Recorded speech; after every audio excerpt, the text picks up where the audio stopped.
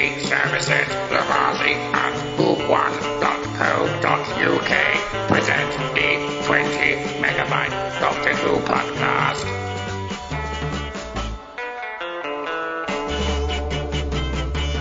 Hello and welcome to the 20 Megabyte Doctor Who podcast, episode 528. I'm Adam, and I've been so busy I couldn't be bothered to do what they call those things, quotes. So, and also Ben doesn't appear to be on the show, so we don't have to do stuff like that anyway. We could do a really quick synopsis, and here's Mary Lang. You can hug me if you want. No, really, you can hug me. Yeah. And Kirby Bartlett Sloan. Exterminating. Yeah, that's a good one. That's probably the one I would have gone for, actually. Yeah, I like that.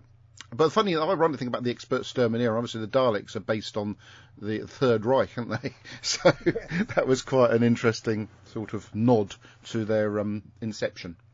Yeah, when I saw that the first time, I went, yeah, they did it finally. Did. Yeah. Anyway, right.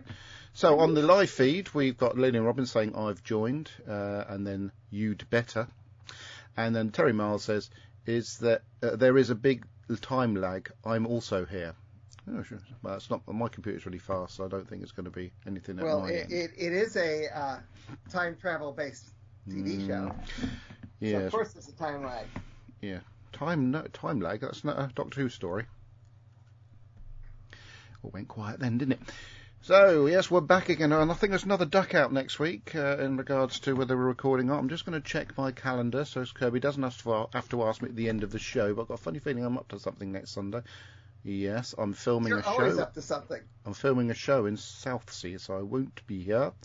Okay, but we're back as normal on the 8th of May, and they're 4th for a while, actually, so we're okay.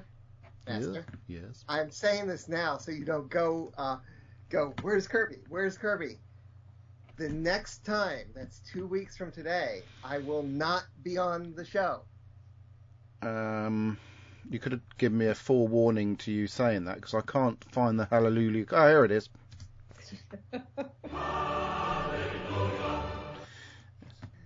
Good. Okay, that's fine. Thanks for that notification, which I'm bound to forget. Yes. Well, and to move things along on the journey, anytime that we don't have a podcast, maybe that's when, whenever we have the next podcast, we can catch up on episodes. We can talk about 2 or 3, depending on how many we're missing in between. Maybe.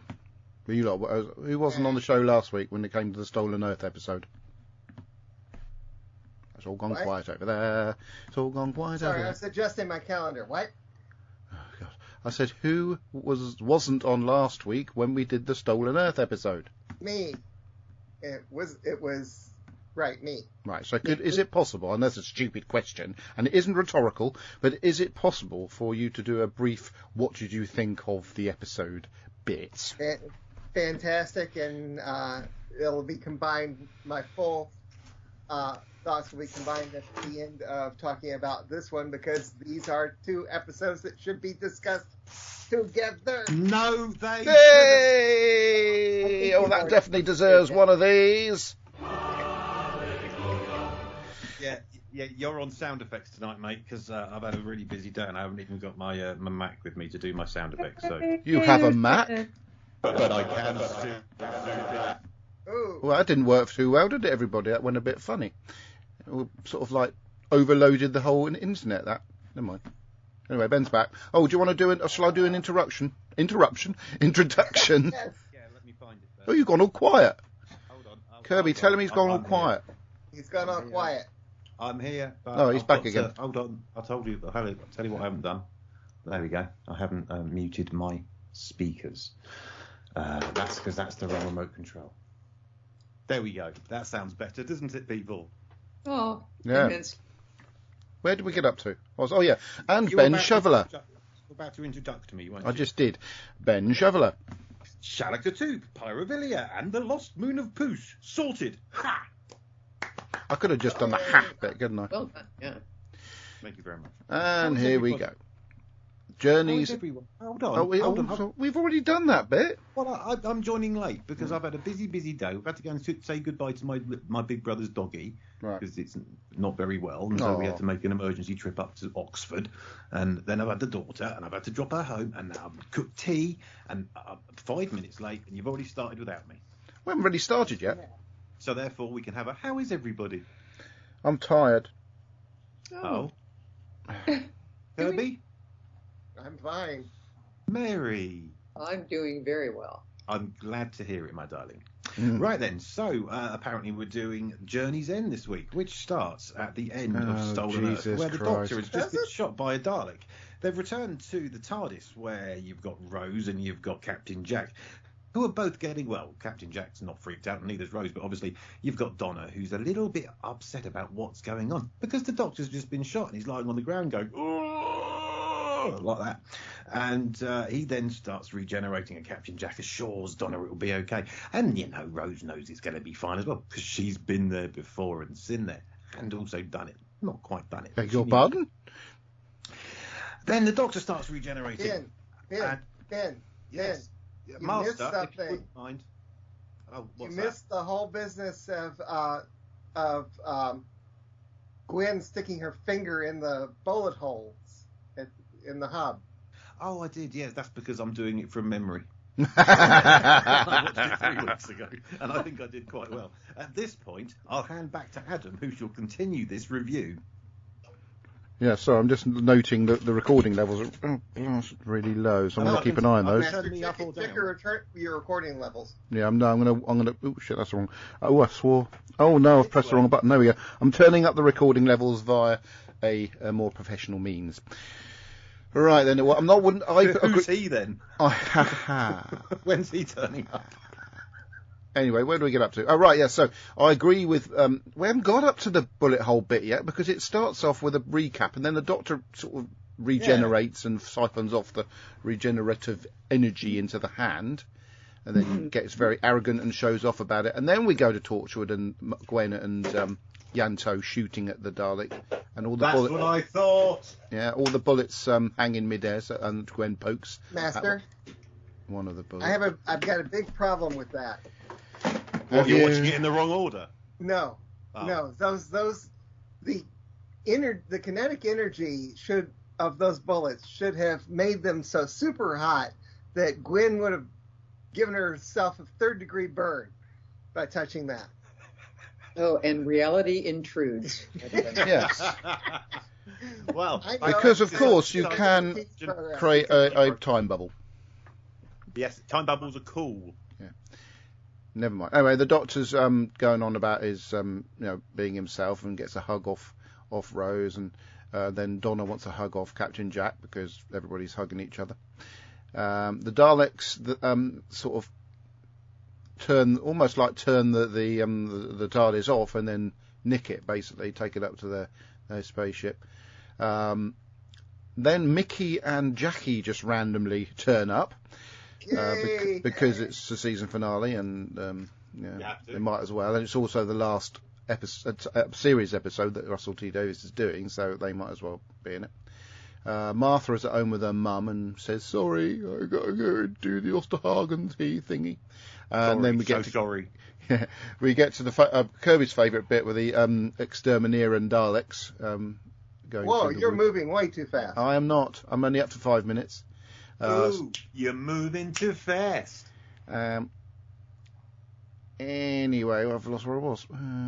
So they're that is 5 minutes. I'm sorry, I was incorrect. The TARDIS is being transported. The TARDIS has been transported to the Crucible. And there's a couple of... I think there's a moment which Donna saying, "Oh, why am I so special?" Blah blah blah blah. While the crew are sort of being imprisoned in sort of special force fields, Donna gets imprisoned in the TARDIS. And the Daleks decide, right, the TARDIS is a weapon, and they sort of fling it into this molten core thingy. And the Doctor does a lot of teeth acting. Don't do it, but you can't, sort of thing, because... Sorry, so sorry. Yeah, so while the TARDIS is starting to burn up a little bit, Donna goes a bit funny. And she gets drawn to the throbbing and glowing hand, which she touches just the outer casing of, and that does something to her, throws her in backwards, and the hand then generates itself into a naked man that looks exactly like David Tennant. "You're naked," as Donna says. And then, of course, the new naked Doctor dematerialises the TARDIS just at the moment that the Dalek thinks it's getting destroyed.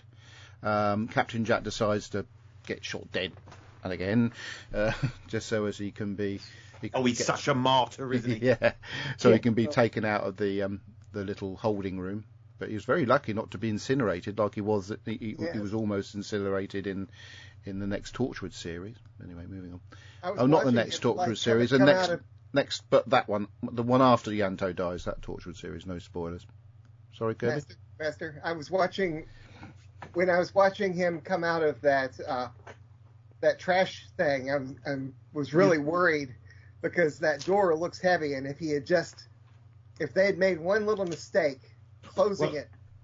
I think you might have made a mistake there, John. Okay, you mentioned the words John Barrowman and coming out, and that's never happened. Yeah, but although he survives, I was wondering why his clothes weren't on fire. I'd imagine John Barrowman probably came out at the age of 2. I mean, he's... That's a very good point, Mary. But it's a science fiction fantasy too. Yes, it is. Let's not forget that. So, anyway, the Doctor gets some... Sorry, the other Doctor gets some clothes on, and him and Donna start talking a bit funny together, doing their sort of chemistry. Their on-screen chemistry and comic timing, bringing that into the scene. While... Martha, with a sort of almost like Adolf Hitler hairdo, meets up with a strange sort of matriarch German lady who needs to get her hair done because it is a bit all over the place. And they go in to the castle. The woman's going to shoot Martha because she doesn't really want her to use the Osterhagen key, but she just can't do it. Martha says, "Do it!" But she just can't do it. Like, who invented that? Yes, that's a Doctor. Someone named Osterhagen. Yes. Someone called Bernard. Anyway, meanwhile, Sarah's managed to prevent herself, Mickey, and Jackie from getting killed by the Daleks by just surrendering, and they get beamed up to the ship.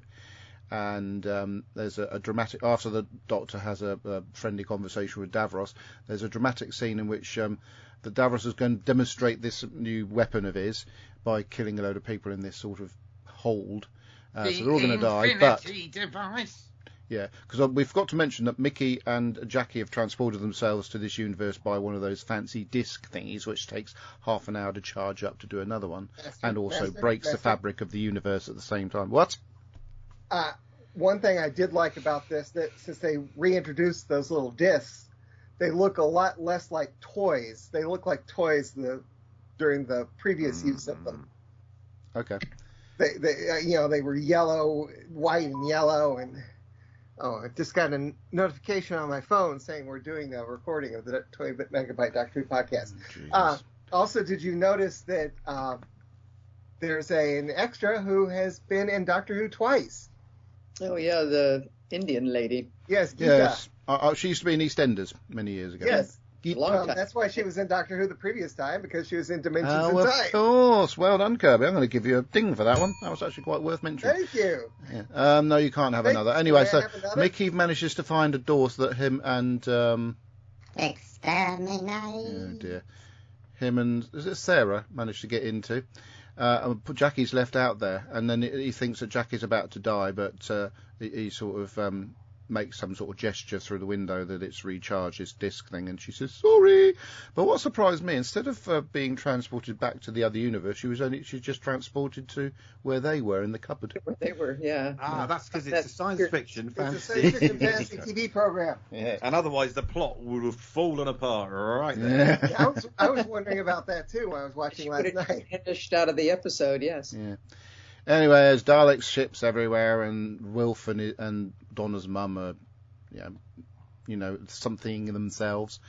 And then the Captain Must have Jack seen a different is one back from me. alive again, and gives. He's got a little an exploding star apparently around his neck. And meets up with Sarah Jane, and they all have a bit of a, and someone else, and have a big cuddle, and it's all very, friendly. Cuddly. And then there's a few flashbacks to the people that have died because of the Doctor, apparently, according to Davros. Forget about all the stuff the people have died because of Davros, but never mind. You're allowed to be very contradictory in this episode, and you're allowed to point out someone else's faults, even though they are the same as yours. On the button, yes, what? Yeah, that little cubicle where Martha has the discussion with the other Osterhagen people. Yep. That is just the same set that Gwen had been fingering her bullets. Pardon? It's the entrance to. I definitely haven't seen that episode. It's the entrance to the hub where that gear. Kirby's trying door. his hardest to bore us, trying to make a cup of tea. You know he's going to ignore us. Maybe you will go for a wee. Gaz Turl says, "Hi Adam, hope you're well and family." Thank you very much, Gaz. Yes, I am tired. Right then, where do we get up to? So yeah, the Doctor's. He thinks Donna's dead, by the way. I forgot to mention this. He's doing his flared nostrils and great big cow eye face, where all his friends are sort of brought into the proceedings, and Davros does some maniacal laughing and screaming as he thinks he's got the better of him. If I may say, Julian Bleach is fantastic. Of course he is. He does reprise the role at some point as well. We won't talk about that at the moment. Spoilers. He was a completely different character on Sarah Jane Adventures. It was very good in that too. Thank you. Anyway, so then the TARDIS appears, much to the shock of everyone, and another Doctor, and the one Doctor starts running and gets zapped by Davros's finger. I thought it was going to kill him, actually, because it shot him in the chest. And then Donna comes out and gets a good zapping. But she comes out after the zapping talking a bit like the Doctor. It's almost like a Catherine Tate Mickey take of the Doctor, but it works rather well. It was, wasn't it? Yes. And everybody's a bit flummoxed by this, but nevertheless, she does all these fancy things on the machine and gets the Daleks to do all her bidding and do silly things like twirling around. A bit like there's a strange part of the first ever Dalek episode, wasn't there, where the Daleks all did weird sort of going around in circles and stuff like that. And then the Capaldi's Doctor does it again later on. Does he? No spoilers there then. Dalek Khan, of course, says that that he's been sort of misleading all the Daleks because he thinks Daleks are bad, and that upsets Davros a bit. And then the human Doctor destroys the whole of the Dalek fleet, which annoys the Doctor and Davros, who says, I blame you, blah, blah, blah, blah, blah. But they all get into the TARDIS, and all the other planets, apart from Earth, surprise, surprise, are sent back to where they should go. And they all the Doctor comes up with the idea of steering or towing the Earth back to the solar system. Yes. Slightly absurd, but romantic at the same time. Slightly. It would have been better. That poor goldfish in that goldfish bowl in Donna's house. Yes. Anyway, so there's a bit of there's a scene where on the TARDIS where the Doctor sort of sees Gwen and Yanto and asks Gwen if she's related to, or has a long-term Cardiff family, just to tie in with the Unquiet Dead. And then Sarah Jane keeps on banging on about her son being 14, but no. So yeah, no, she must say that. I don't know. She says it several times in the first episode and several times in this one. But they've got the TARDIS base codes to work to try and send down to Mr. Smith, and unfortunately that's too long a thing. But hey, click fingers. One of the best parts of the show, K9 appears and saves the day. Hey, nice. Just the last little cherry on the top of the cake for the superstar, getting everybody together to do this episode. Yes, scenario. it's kind of cavalcade of stars here. And then very nice music as the TARDIS completely absurdly tows Earth back to the solar system. I love that music. I have it on my iPhone, and every once in a while I'll turn it on. It's just so uplifting to listen. Absolutely, completely agree.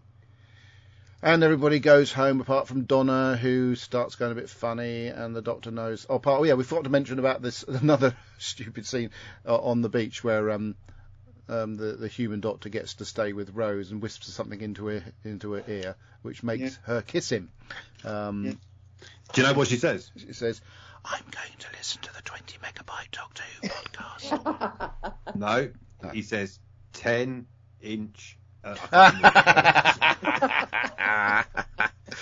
Anyway, so that's the final goodbye for the Doctor, as in the Time Lord version, but she gets to keep temporarily, maybe, the human version of the Doctor. And just after that, Donna starts going a bit funny, repeating words, and she's going to die. I always use that as my quote. She's going to die. So We're the all Doctor going to die, saves her Adam. by wiping her mind and giving her back to Wilf and her mum. She cannot be told anything about her life with the Doctor, otherwise she will burn. Apart from that scene in End of Time Part 1 or 2, whatever it was, where she does remember and sort of nearly explodes, and there's a bit of a fail-safe. I don't know why it was explained away with one line. Yes, it's explained because you know why? Why? It's a science fiction fantasy TV program. And then that's basically it. The Doctor goes covered in EastEnders rain back to the TARDIS. Off he goes and just sulks. They do that in these BBC dramas at the end when there's a bit sad. Just douse everybody in EastEnders rain. Yeah, and that's right. the end right. of the episode. Right, so obviously it's not quite as good as the first one. Obviously the first one had the best cliffhanger ever. But it's great fun. It's a sort of ensemble. I think there's aspects of the story which obviously got rather large holes in it, but are covered up by a gleaming cast of Doctor Who icons. So because of that, it's really watchable and really good fun. And as a whole sort of film, if you want to put two episodes together as a movie, it would work, or does work in fact very well, apart from you don't normally have cliffhangers in the middle of movies. But on the whole, it is a great aspect. Both episodes together as one is a great Doctor Who episode. So I will forgive its absurdities, because it was being romantic about itself, and it did work on this occasion. Being romantic about itself, and very good fun. What did you think about it, Ben? It's silly, it's absurd, it's got more plot holes in it than there were Daleks in the episode, but it was still absolutely fantastic. Just another brilliant episode. As you said, not quite as good as Stolen Earth, but together they just work brilliantly. As we said, it's plot hole-tastic, but it doesn't matter because it's just so good. The fact that the cast list at the beginning says starring, featuring, with, and also, it's. I mean, did you notice that when Noel Clarke was on the screen, it had his name there, so Noel Clarke, and his name was actually underneath him. I thought it was a bit odd. Just thought I'd say that. They did manage to match a few faces with the names as they were showing on the screen. Yes. But it was, it's great stuff in it. It's classic Who. It's classic New Who. I should probably say. And it's as good as it got. And as we all know, it's been on a Man United style, massive slippery slope to crapdom ever since then. Yes. What they shouldn't have done is put David Moyes in charge. That's really going to go over their heads. And he should never have taken charge of Man United either. Right. Is that it? Yeah, I'm done. Okay. Kirby, what did you think? Fantastic. Absolutely. And since I get the chance to talk about this the way it should be, as one entire story. No, you're only allowed to talk about Journey's End. Anything from Stolen Earth, Kirby, will be edited out post. Kirby, we're going to cut off your microphone.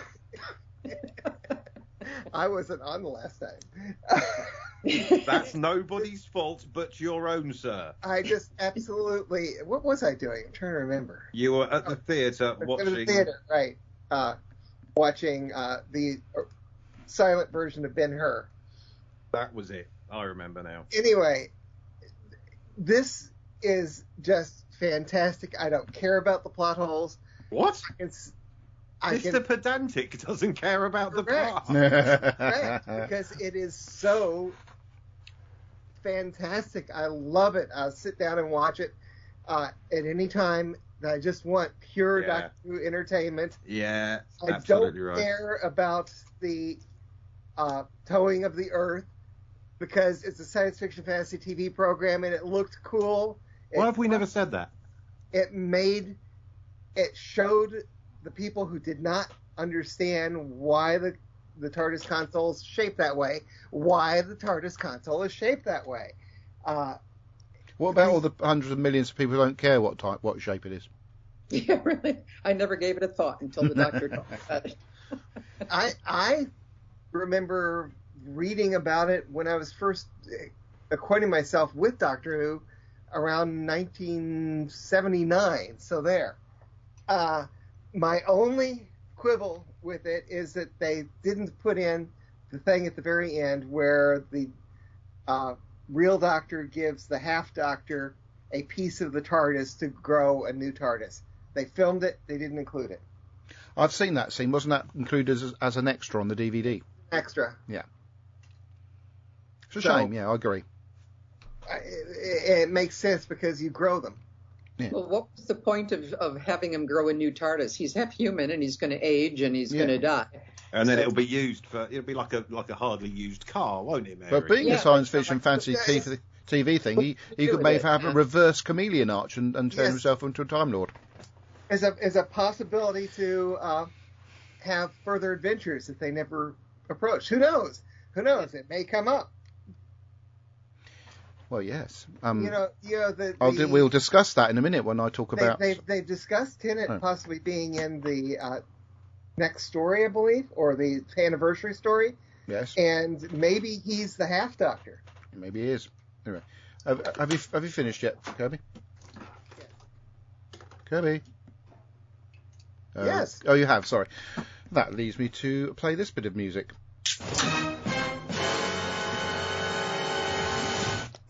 Mary Bartlett Sloan. Mary Bartlett Sloan? Has something happened that... Well, I have my quibbles with it, but I have to say it's such a huge emotional payoff that it's hard to dwell, on any of the issues, as you all have said. One question that crosses my mind when he went into a regeneration at the end of the previous episode. And so it's like, oh my God, what is going to happen? That really guaranteed a lot of audience, tuning into this one. But then he doesn't actually regenerate. And so I was wondering, what was the point? Was it just to give us a cliffhanger? Yes. And he does regenerate, but he doesn't change. I think that's basically. That counts as a regeneration. It does count, yes. So I was just wondering, if outside of a great cliffhanger, was there any point to this regeneration? Apart from regeneration. And the other thing that made me wonder, while Davros is talking about, the reality bomb and it's going to destroy everything, all of reality, the planets, everything. And all I could think of was, well, do you have any goals beyond destroying reality itself? That's Davros for you. Nope.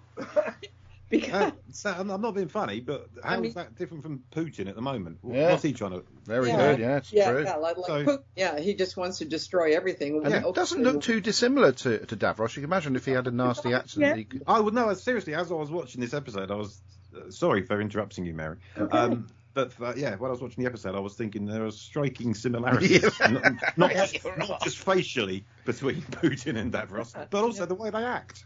But yeah, I mean, what's the end goal? Because if you're destroying everything, that's going to destroy your Daleks. It's going to destroy you. It's going to destroy everything. But then he's won. Yeah. In both instances. As he evaporates, He's very like the Master, isn't he? Into atoms, into nothingness. I guess he's going to give another maniacal laugh, and then he's won. You're right. Yeah. So those were my two quibbles. What the point of the regeneration was, and what comes after destruction of all reality. But I have Another to say, reality. Yeah. another Virtual maybe reality. parallel reality. I don't know, but Yeah, that might be his backup plan. He's going to travel into a Multiverse destruction, I think that would be the next thing, wouldn't it? It can start all over again. Yeah, but outside of that, I have to say, no, the cavalcade of stars, everybody who was a companion in this seasons, and not only that, but also people from previous stories in the seasons that died. You know, to visit all of them, so it's like everybody gets a curtain call. It's like, the whole cast is coming out and bowing and celebrating. And of course, we all know about the great song that was recorded. Let's do it. Let's do it. I would walk 1,000 miles or whatever that. 500 miles. Yeah. Oh, that's that one, wasn't it? Oh, yeah. They all had such a good time, with that. For Davies, he's good at characters and emotional, wrenching of people and that. So we got it all. We got it all. So then it makes the subsequent specials makes me wonder. It's like, whoa, I thought we wrapped everything up, and so what's continuing? Yeah, I mean, it was in a sporting term there, Mary. I think what you're saying is they left everything out on the field. They did, absolutely. Yeah, all of reality just got celebrated, and now we have nothing except we have 4 more stories. Yeah, that's a very interesting point you make there, Mary. Actually, because wouldn't it have been better? Excuse me. If that had have been it, I mean, as good as the End of Time 1 and 2 are. Yeah, it would have been a great send off and close the book on this doctor and these. Yeah, it's kind of like a never-ending status quo farewell tour. It just kind of just goes on and on and on. And as much as we all love Tennant, and the next, the Waters of Mars is a bit ropey, and the only good thing about that one with the bus is the one from EastEnders. Yeah. See, and those people don't get the send off that everybody got from the. Yeah. What about the one from the MCU that's in it as well? There's an actor from the MCU in the bus story. Is there? Anyway, okay. We'll come to that later. Yeah. It's weird that they then did that and then they said goodbye again to everyone. Yes. In a much worse fashion. Yeah. It was like, have we not? I'm having a deja vu here. Yeah. We're all done. No, we're not done. And he gets to say, I don't want to go. Well, yeah, that was obvious. Well, you've done 3 extra episodes, mate. Yeah. I mean, the thing about the I don't want to go line is that RTD wrote that nearly well over a year before it was used. And also, he knew that was going to be the Doctor's last words. But it's also a massive lie, because he did want to go because he quit. He didn't know he could have carried on. Yeah. So, don't try and kid us, David Tennant. We know. So anyway, is that it, Mary? Yeah, that's it. I think it. Right then, I'm going to talk about Legends of the Sea Devils briefly now. I was, personally, I mean, it was okay, as Ben would say, it was okay. I was a bit sort of... I wouldn't say disappointed. It did look pretty, but it was very cheesy. The Sea Devils looked great, but even looking great, they still looked sort of a bit absurd and out of date. It really was a sort of try and get the fans back on side, in my view, having the Sea Devils in it. And all this sort of love thing between Yaz and the Doctor again. We've already had that in Doctor Who. I think companions fall in love with the Doctor. I don't like the hint the Doctor sort of is falling in love with Yaz, because she is not the sort of person the Doctor would fall in love with. I think the Doctor would have great affection for her, but not a fall in love with. And the only thing that's stopping her from doing anything is the fact that she will outlive her and all that thing we've already heard before and all that malarkey. I was really bored by that, and I did post a TikTok of Isabella and Deb fast asleep halfway through the episode. Now, funny. if the people are falling asleep during it, and I was actually struggling to keep my eyes open, for me, it sort of, although it was okay, it was not that good, not good enough for a Doctor Who fan to like, and which moves me on to the very exciting trailer, for which I think is not going to be exciting. I don't think it's going to be. I think the episode itself, judging by Chibnall's sort of past, is not going to be as exciting as its trailer. Now the bit at the end where you see the Doctor apparently regenerating, from the lines leading up to that, the Doctor is being disintegrated, not regenerated. And this brings me then on to the talk of Tennant. And I think that the Tennant Doctor is going to be sent to save the 13th Doctor from completely being disintegrated, therefore rescuing her into a regeneration later on after these specials that are supposed to be happening before the next RTD series. So I don't think by any shape or form it is what people think it's going to be. Because if you look very closely at the clip, she's almost like fading away. She's not regenerating. I may be wrong. I just don't think it's a regeneration. I think it's a disintegration. The Master says in those clips, you're going to die. And that's what they nearly did to the Doctor in the fifth Doctor story when he was just about to get done in. Do you remember? One with Omega in it. Or by homage to Debbie Melrose, Omega. Just saying, that's what I think. But I just thought it was a bit... Anybody else watch the episode that wants to speak about it? Yes. No, I didn't watch the episode at all, but because I don't care, because the whole Yaz and Doctor thing just makes me not want to watch it at all, as well as the Doctor not being who he should be. But I did. I was quite excited by the trailer at the end. Ooh, who are those two old birds? I wonder. That's good. I forgot to mention about that, Ben. I was really excited to see those two old birds, as you say. I did back not in Doctor spot Tegan until I Oh. saw. Yeah, I didn't recognize her. I did. Not at all. I was like, oh, well, I've got Ace, but who's her mate? You know, he was like that until someone said to me, oh, that's Tegan. I was like, no. And just on your point of regeneration or something else, I did see the trailer and I just called it up again because I wasn't 100% sure what you're talking about. It looks like a regeneration. So that's the final I think word on it. well, we'll see when we will see when the anniversary special comes out. No, I've just given the final word. Is that it? Oh, thank you. What's that? Kirby, that's a chap, wasn't it? Kirby, what did you think? It was your average subpar Doctor Who episode created by Chibnall. Subpar. A lot of them. And he deserves to go. He deserves to go. I mean, it looked pretty. Out. It looked pretty. It's. I liked parts of it. Parts of it made no sense, and I didn't like saying that they were. I didn't like saying a science fiction fantasy TV program. It simply made no sense. Just rubbish. It's rubbish. Yeah. I saw it. I'll see it again when we actually do it, and that's about it. It's not like Soul Earth Journey's End, where I'll go back and gladly rewatch multiple times. I don't plan to watch that one again until we review it. I'm so glad I didn't waste my time.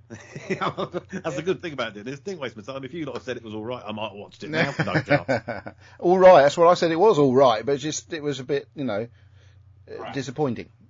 That's all. So, it was all right. I'm done.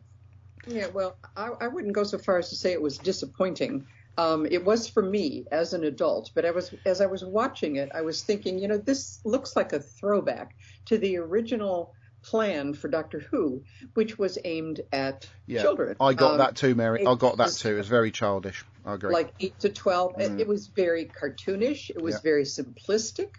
And I'm thinking, well, if it is aimed at this young audience, as it originally was, then it probably is a success. But I'd like to hear, from young people. That's why I wish Debbie was on the show. I wish that, because I'd like to hear what Isla had to say. But, for me, the thing is, although it was a show aimed for the kids, that either in the lines or the costuming, it would pull in the adults too.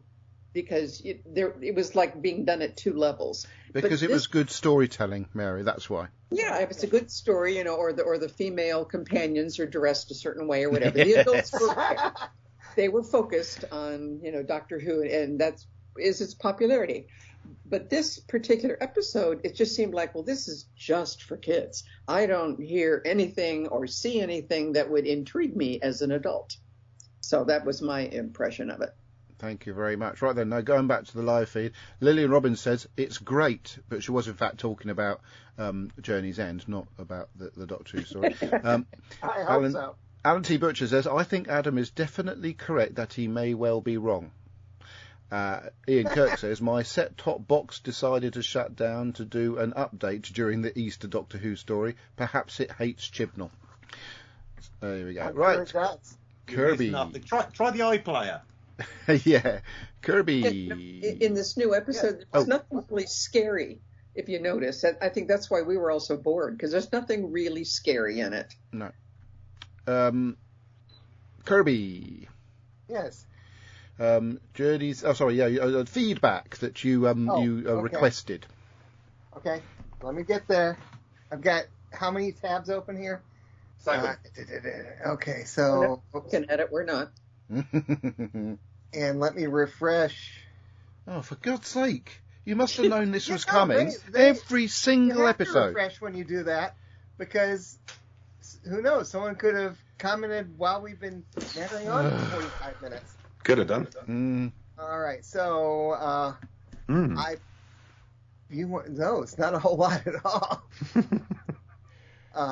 Which is incredible because it's such a good episode. Yeah, where is everyone? There's 3 comments, 2 of which there's no point in saying anything. Where are you? No, I'm intrigued on Neil James's. Neil James. Yes, please. Neil Thank James you. says, Journey's End. I'm sorry, but the wrap up to the cliffhanger still really annoys me.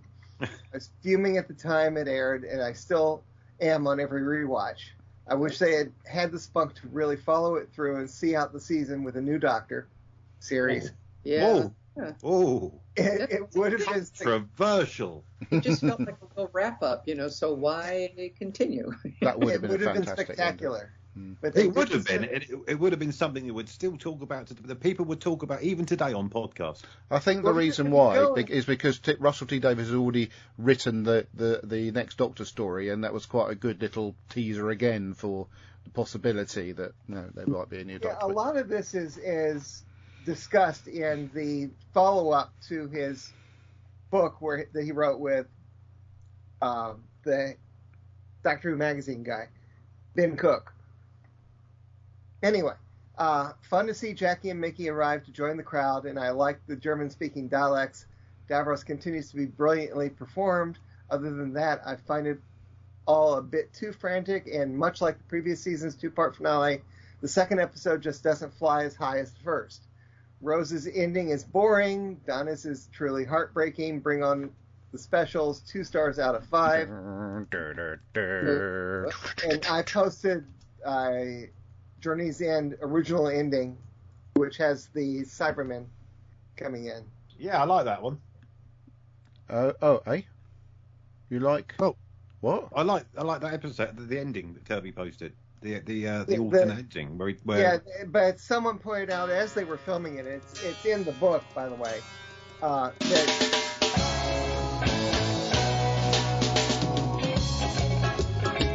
Can you back off the mic a bit there? It's a little bit loud. No, at it no wasn't. point in the next Doctor do the Cybermen go into the TARDIS. Well, and also, obviously, how does that then scan into the next episode if 2 Cybermen pop up behind him and the next thing we know he's on the... Is it the Waters of Mars next?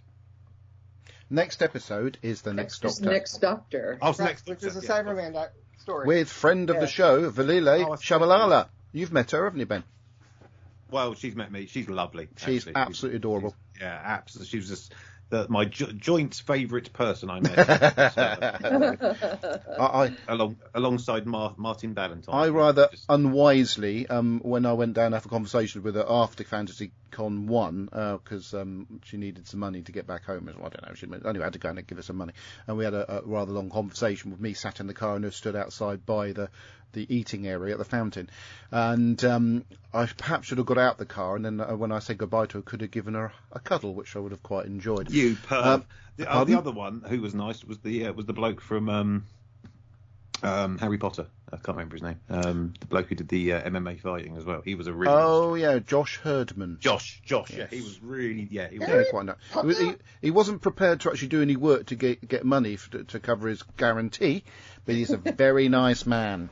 He There you was go. a lovely bloke. That essentially is it on your little end of feedback, isn't it, Kirby? Yes. Yep, so that's all right. Don't worry. Andy Nunny has come up trumps with his previous message sent several weeks ago, and he has this to say about Journey's End. That's something. Well, hello again, 20 megabytes. I've travelled in time because, of course, it's now a week later, though it's actually not. It's probably not even a minute later, and during the time it took to download this, I finished off my cup of tea. And so, again, yesterday, which is 3 weeks in the past now, I watched Journey's End. And this, if RTD is going to be this good, then the future is bright. Because he pulls all these strands together, not just from the first episode, but from other stories in the past. There's so much self-reference here. I was thinking at the very end when Davros is saying, look at the number of people who died for you, and this, really made me think. I'll come on to that later. But this is RTD at his best, pulling strands together. But we start off with the regeneration that isn't, when the Doctor regenerates into himself, which is bizarre, but, again, it's self-referential. That's what the hand was all for. And so I think everyone's a bit surprised, hang on a minute, you've regenerated, but yourself, the only one who doesn't really understand it is Donna, because she has never heard of this and doesn't understand it at all. Of course, Jack knows the Doctor in other forms. There's Rose who's actually seen it happen. But here we are, you're the same. Yeah, well, I didn't want to go. Again, that's a throw forward to what's going to be know is coming. Oh dear, can you hear Stormageddon screaming for Mommy? He's already thrown his mouth, spilled his milk or his cereal all over the kitchen floor while he's having a shave.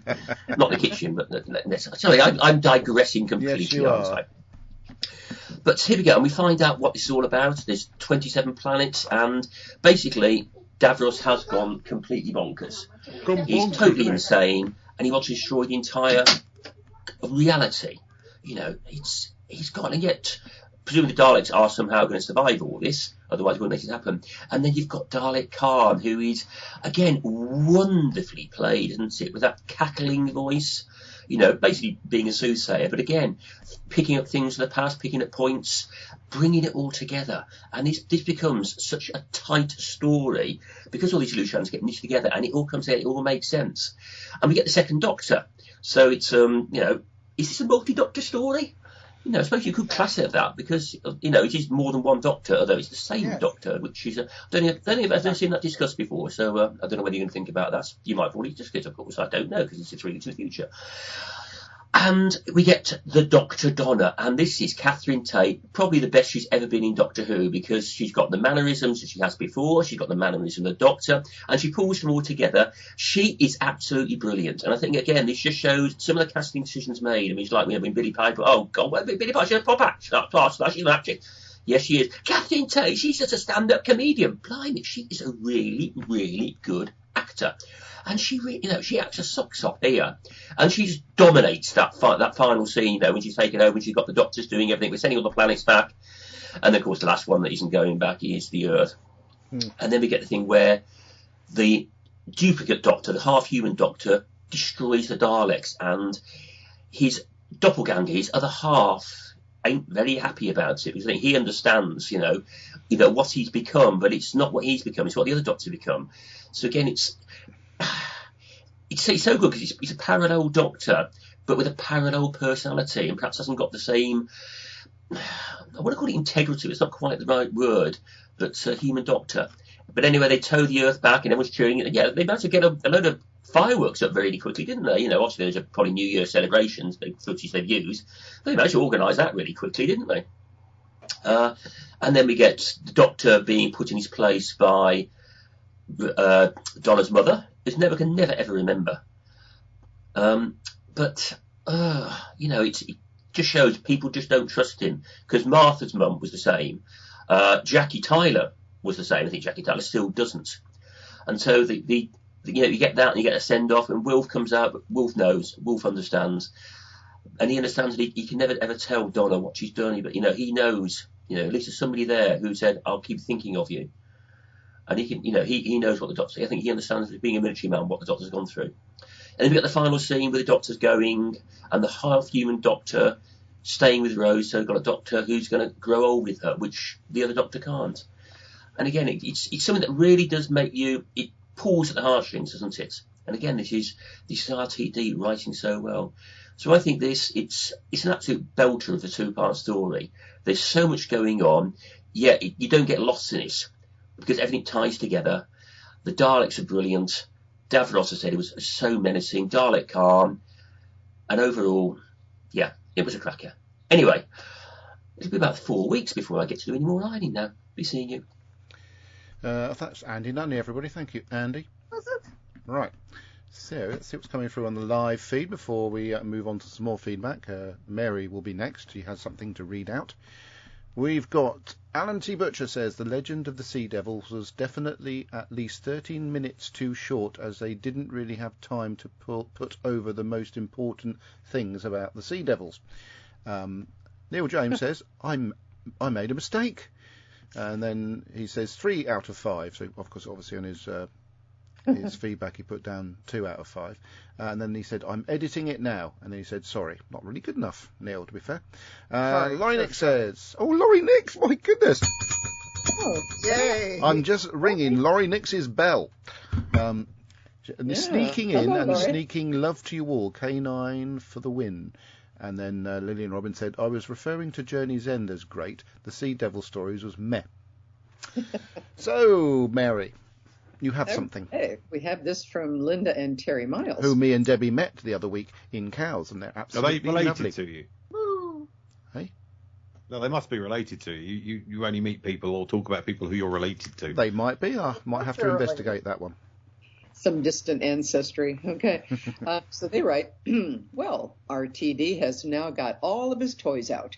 Those who left out last episode have now appeared. Most people on Earth have decided to run riot. Davros and the Emperor Dalek want to wipe out the universe and all the other multiverses. No change there, then. Dalek Khan is still totally gaga, but Davros is madder than the Mad Hatter. He does a brilliant impression of Hitler. There's that hand in a jar we saw in the Stolen Earth. All that energy going into it might cause a problem. Oh, it's grown a doctor. He was naked, looked like Donna, enjoyed it. Yes. When Jack talked about the 2 doctors and Donna and said, quotes, 3 doctors, I can't tell you what I'm thinking right now, end quotes. What did he mean? Oh, I understand. Stop it. Okay, great to see all the Daleks blow up. Perhaps they will stay dead now. Sorry I get fed up with them. We should have new enemies, not old ones, churned out again and again. We enjoyed this one with all the old companions. We can't wait for the next episode. Stay safe and well, everybody. Linda and Terry Miles. No way. Thank you very much, Linda and Terry Miles. Well, there's one more. No, actually, there's 2 more left because I nearly forgot to do this.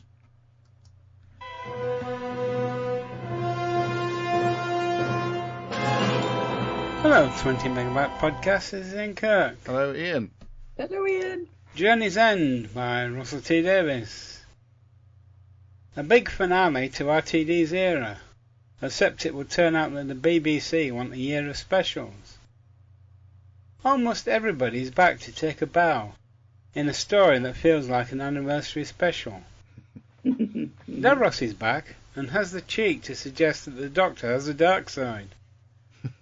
When the Earth was stolen, it seems like the Moon was left behind.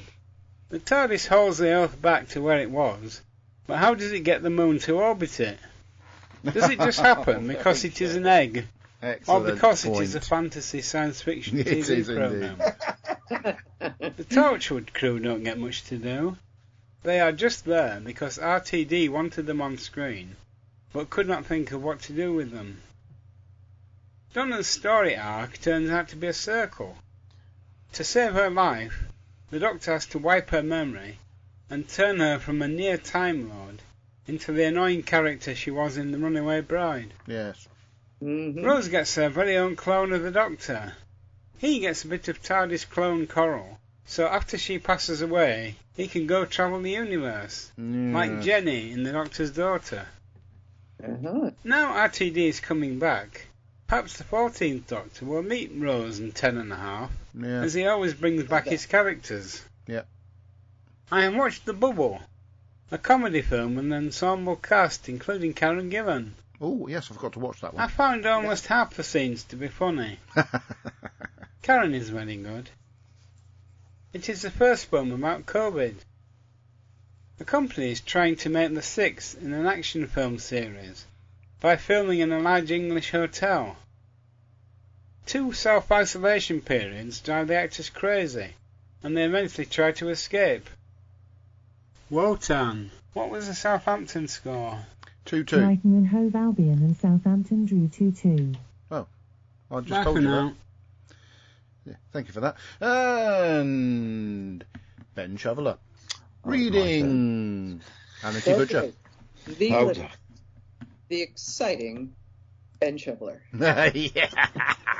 Nice Well, one, at least Mary. you got my name right. Who are you? I am Alan T. Butcher. No, no. I do find this very, very amusing.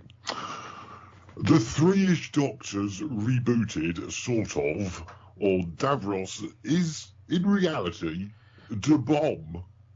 Get rid of that. I could do the whole thing like that, quite seriously. I'd laugh the whole way through, though, so I won't.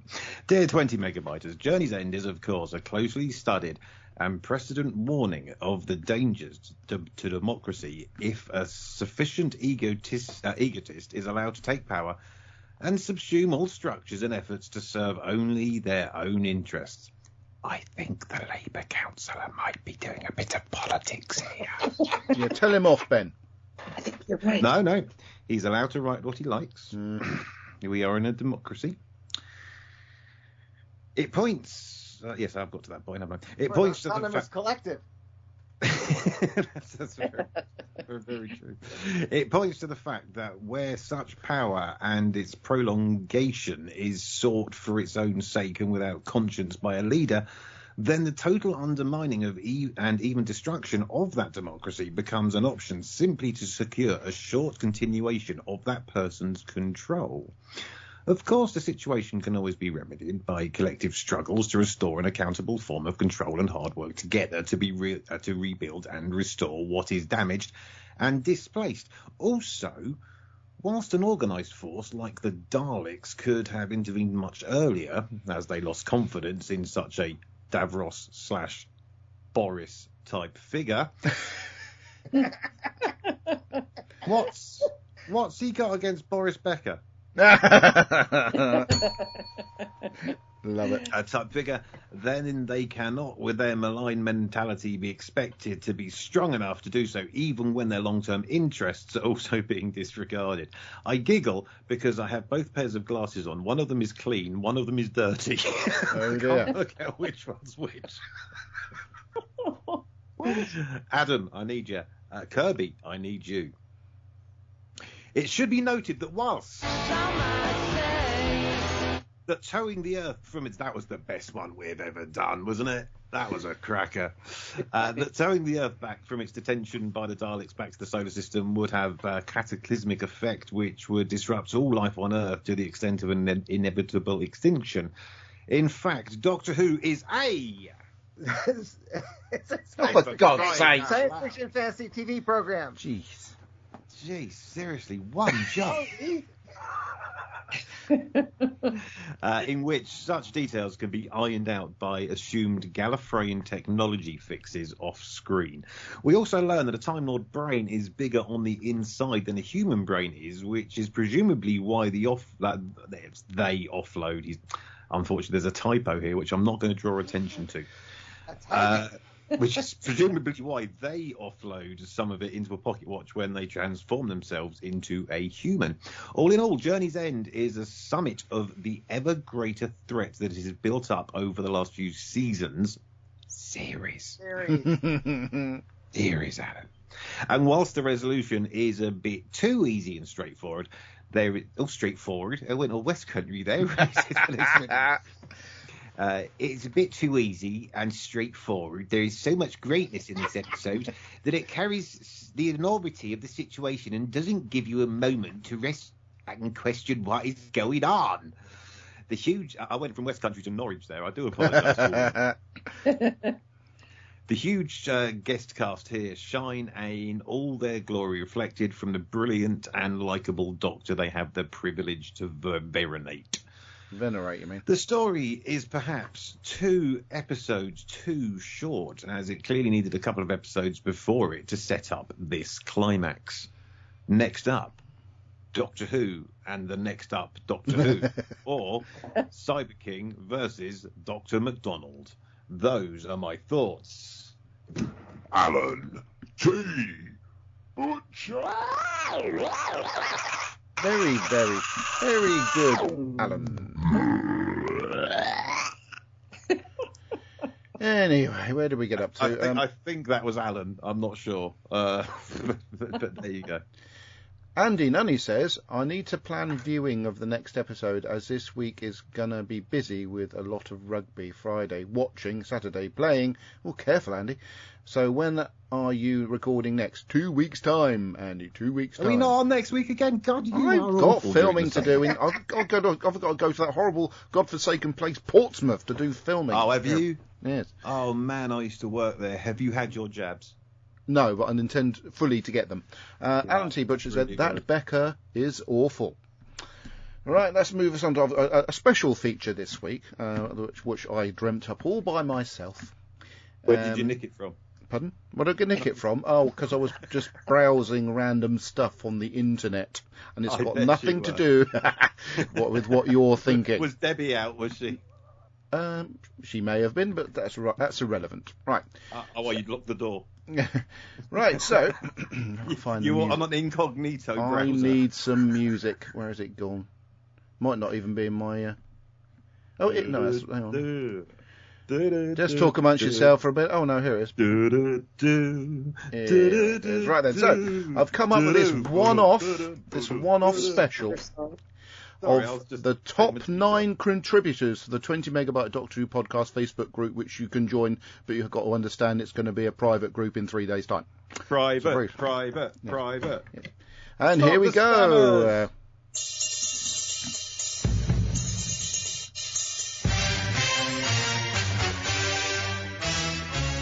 In number 9, or should I say in 9th place, it's Robert Vench Jr., who apparently joined 11 years ago.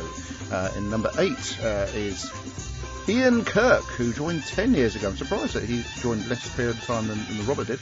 Number 7, Lillian Robin, who joined 4 years ago. Number 6, Brandon Moore, who joined 10 years ago. These are people who have contributed the most to the group over this period of time. Number 5, Andy Nunny, who joined 11 years ago. Number 4, Matthew Cressel, who joined 9 years ago. And number 3, he was on the show today, Terry Miles, who's so dedicated to the podcast, he actually came to the Isle of Wight to see me personally, and I met Debbie just on the side of it. Oh, number 3, yes, Terry Miles. Number 2, almost star of the show, Alan T. Butcher. Yeah. Thank you very much. And number 1,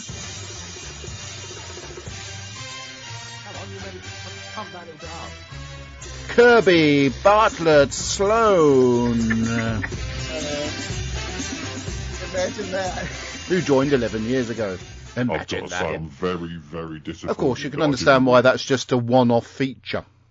Yeah, well, because you've done it now, and it probably won't change too much in the next week. Unless there's like 20,000 subscriptions a week to what we do, which there isn't, then, you'll probably find it will be the same. Do it next week. See if No, it's I'm changed not at going to all. do it next week.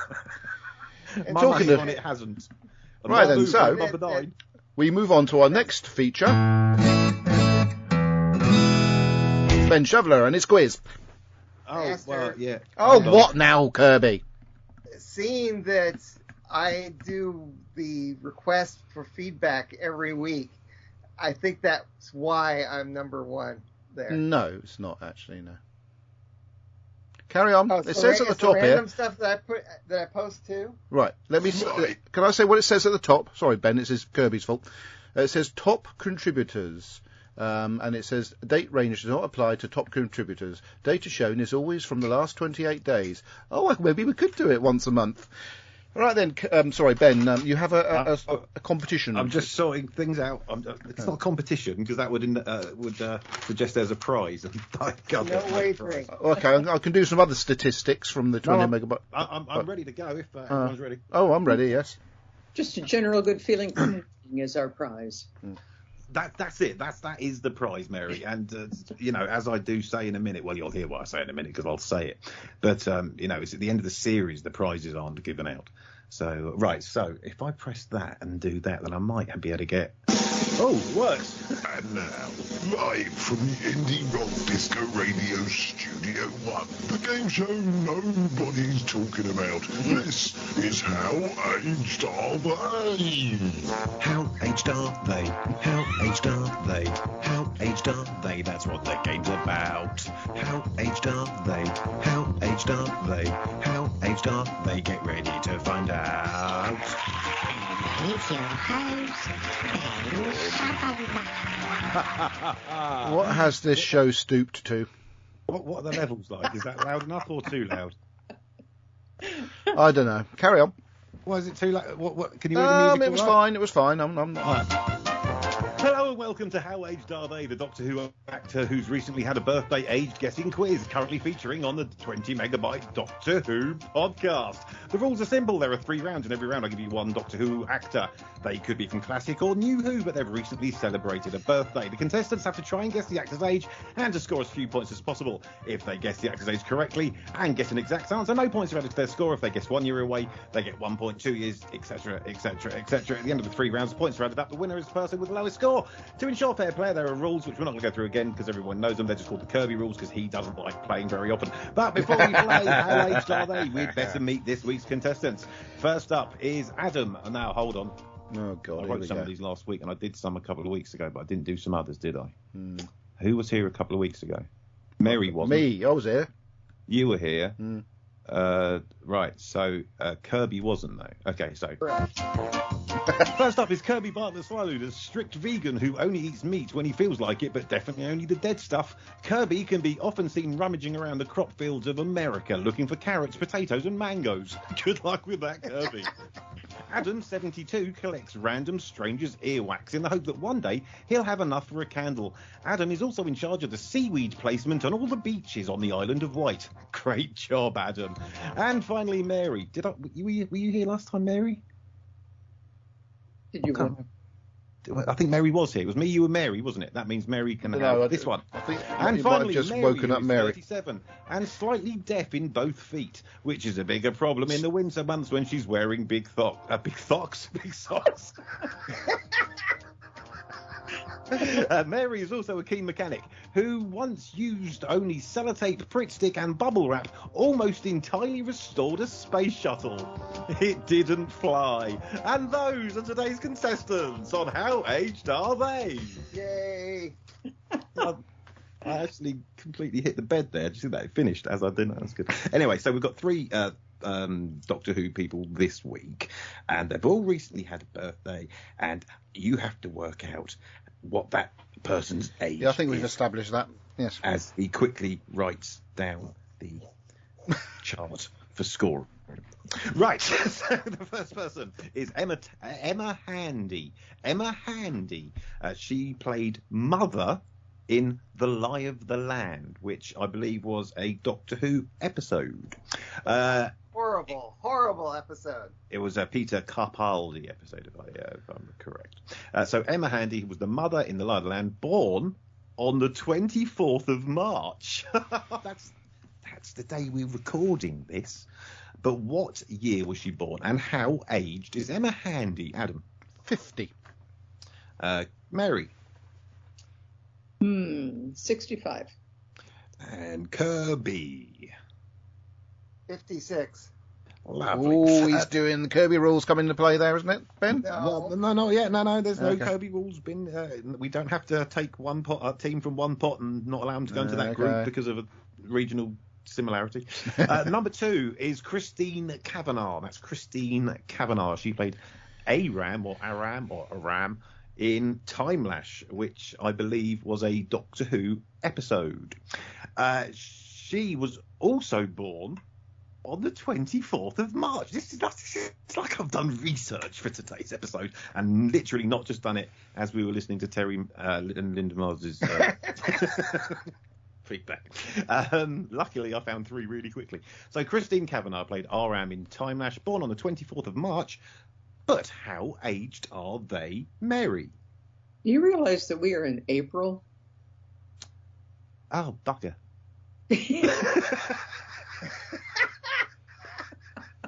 Yes, Mary, I'm doing this a month late.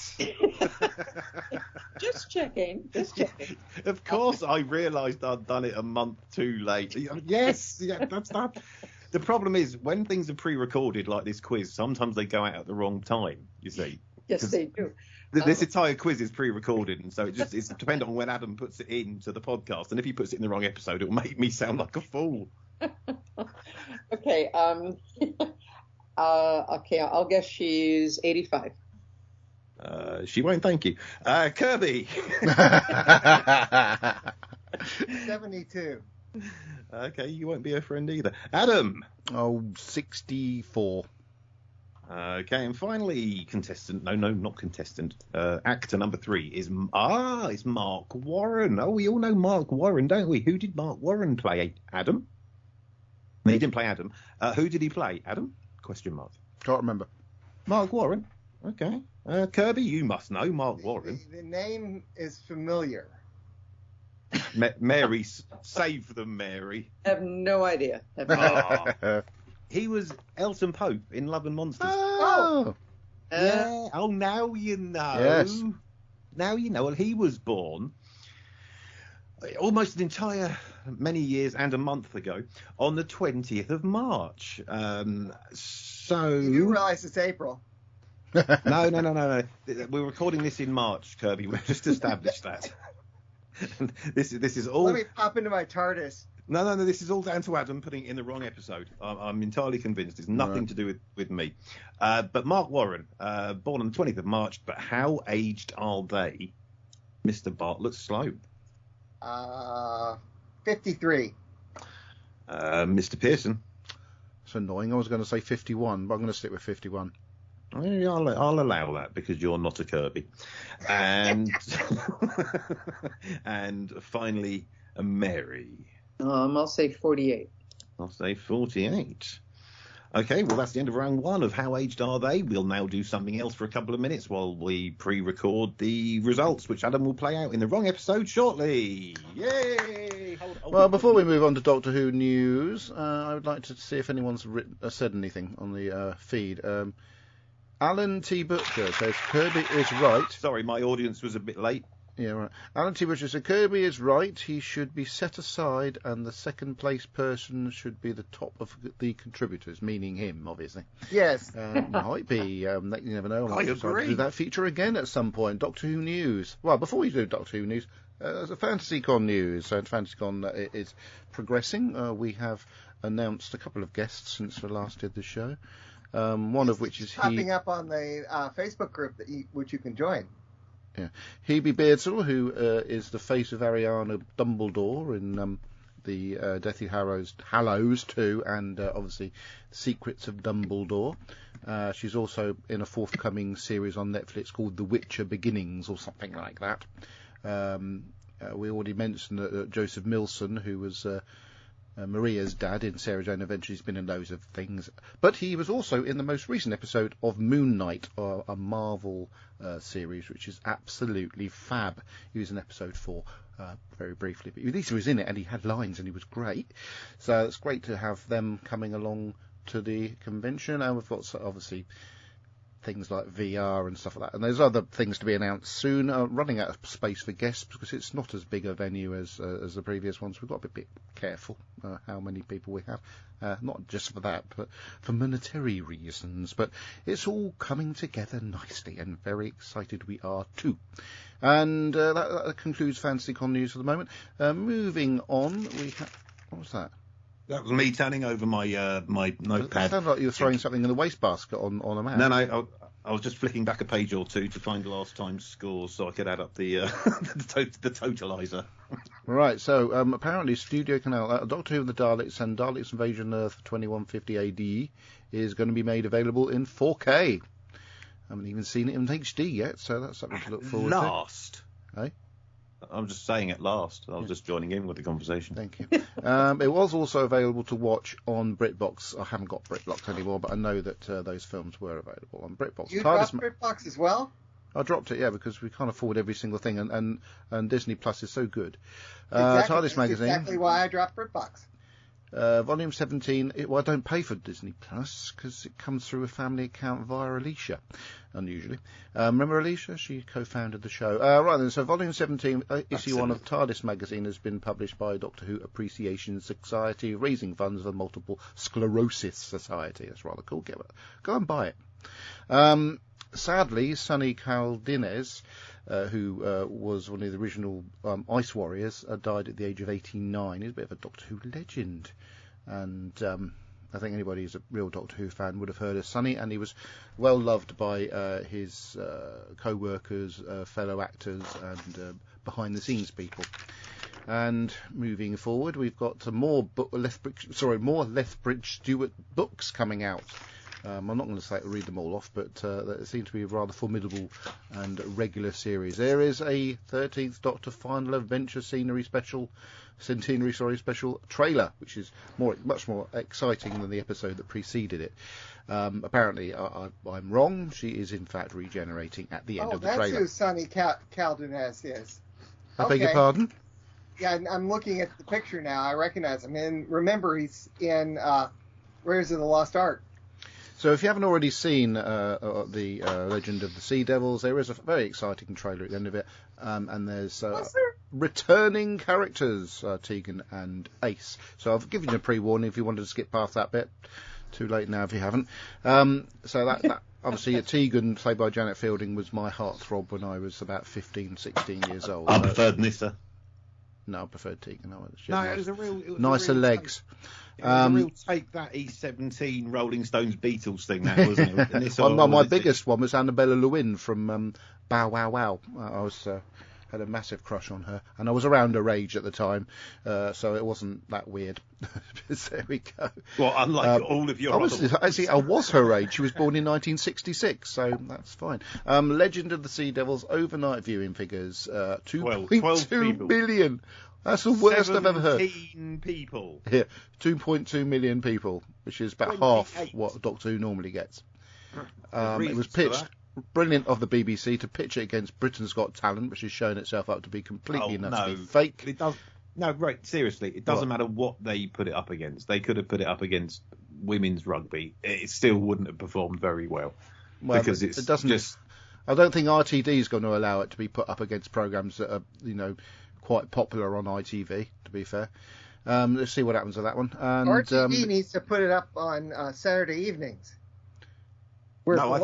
I think they should put it back to Monday nights at 7:25. That was always a cracking time to put on any TV programme. Legend of the Sea Devils Appreciation Index 76. It just sounds rubbish when you just say it, because I know we used to talk about numbers like 81 and 80, 76. It was rubbish, according to the Audience Appreciation Index.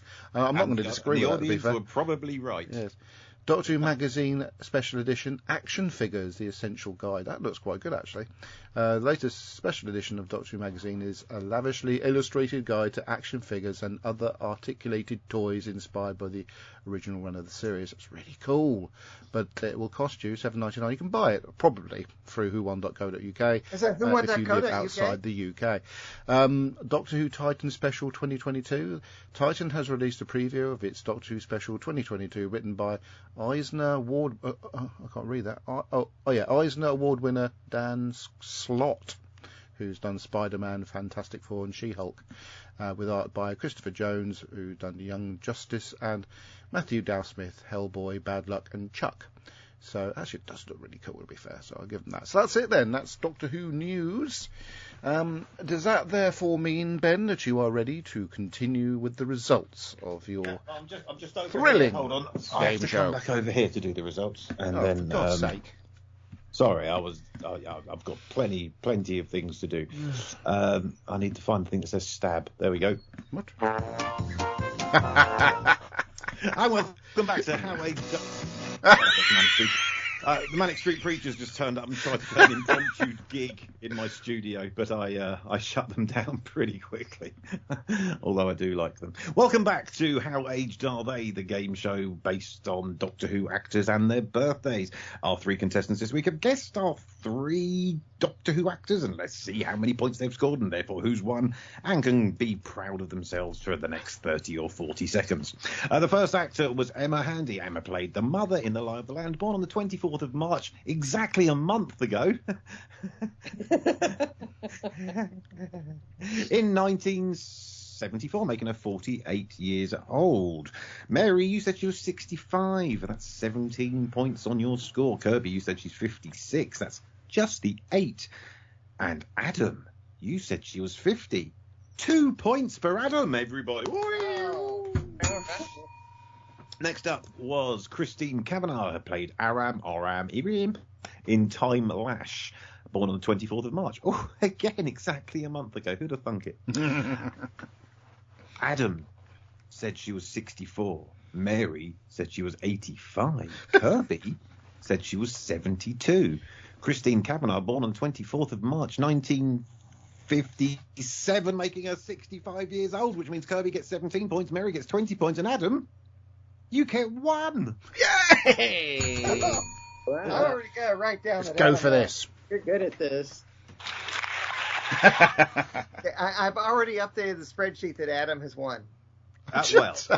Well, let's just calm ourselves down, shall we? Just for a minute, Mr. Kirby, because I need to get rid of Annex because we don't want them playing. And then we can go on to to actor number 3, who was the very popular Mark Warren, who obviously played. Yes. Anybody? Elton. Elton. Yes, good, Elton John. Kirby. Yeah.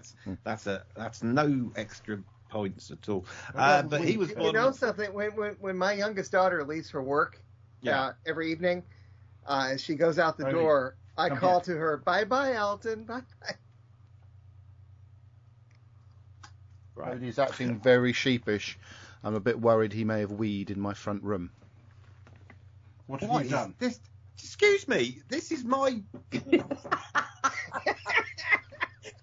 Very This is my hard worked on quiz. Well, get on with it then. I've got a dog that may have urinated. Your dog's peeing in your bathroom. Kirby's telling us about daughters going to work. Mary, would you like to throw in a story at this point? I'll tell you what, Odie, you're serious. You have, haven't you? Bad dog. Dear. Oh, now we're going to listen to Adam beat his dog. Beat him? I don't think you're allowed to beat dogs. Anyway, he puts his ears back and looks guilty, even if he isn't. So I'll leave it at that. Do you mind if I carry on? I wish you would. Mark Warren was born in 1967. Well, this was a tight one because Kirby, you said he was 53. 2 points for you. Adam, you said he was 51. 4 points for you. Mary, you continued with your pretty Man United style game this weekend. You said 48, which is a good. How many points is it for? 55. I've worked this out wrong. 7 the most points ever anyone accumulated in this game.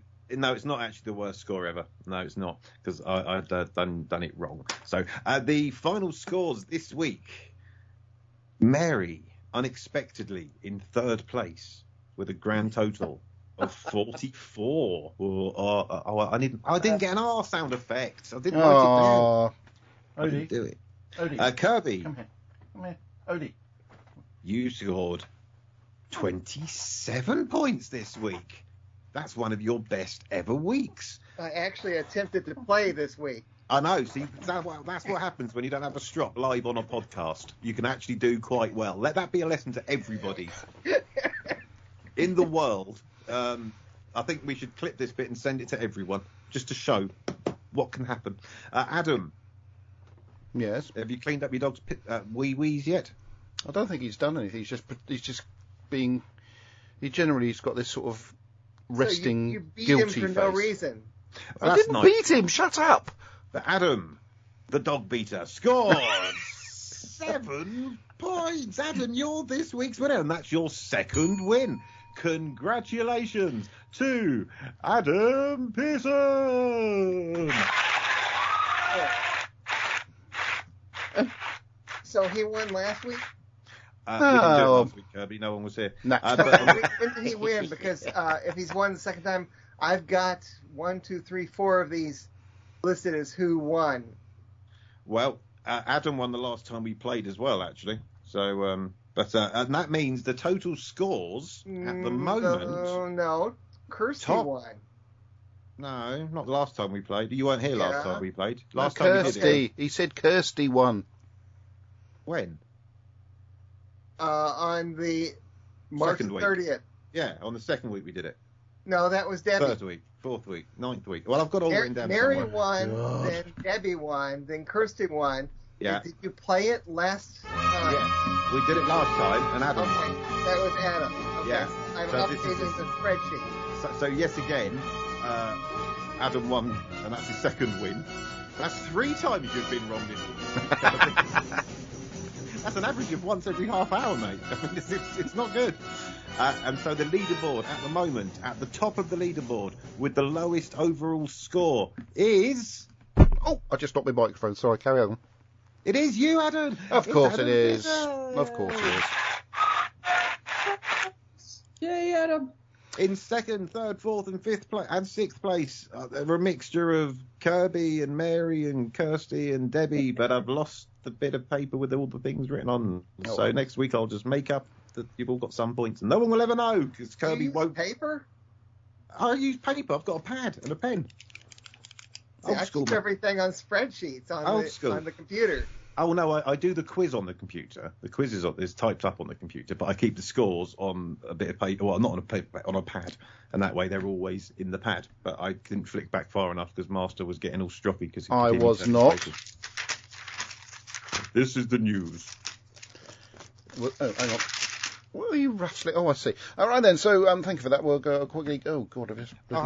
Sorry, I hadn't finished. We'll be back next week with another celebrity edition of How Aged Are They? Woo! Woo! Yes. Woo! So, sponsors, Lavazi do t-shirts. Well, they do t-shirts. So they do scarves and jumpers and bags and hats and ties and jumpers. Wonderful stuff. Wonderful stuff. I haven't actually worn my my fourth Dr. Lavazi scarf much this winter, which keeps it sort of sprightly for the next winter.